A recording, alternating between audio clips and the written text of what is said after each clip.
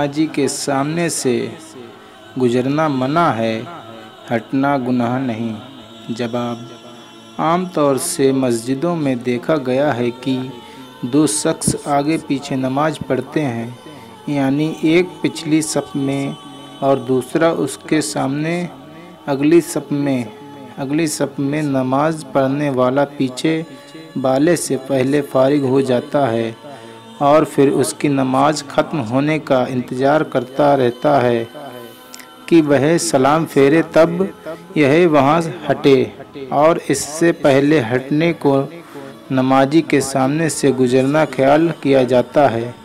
हालांकि ऐसा नहीं है। आगे नमाज पढ़ने वाला अपनी नमाज पढ़कर हट जाए तो उस पर गुजरने का गुनाह नहीं। खुलासा यह है कि नमाजी के सामने से गुजरना मना है, हटना मना नहीं है।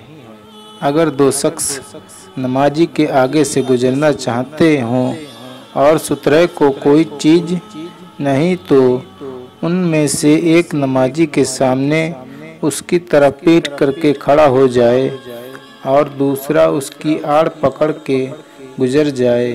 फिर वह दूसरा उसकी पीठ के पीछे नमाजी की तरफ पुश्त करके खड़ा हो जाए और गुजर जाए। वह दूसरा जिधर से आया उसी तरफ हट जाए।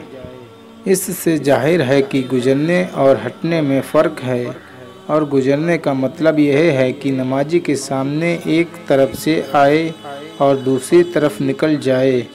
यह यकीनन नाजायज़ व गुनाह है, और अगर नमाजी के सामने बैठा है और किसी तरफ हट जाए तो यह गुजरना नहीं है और इसमें कोई गुनाह नहीं है।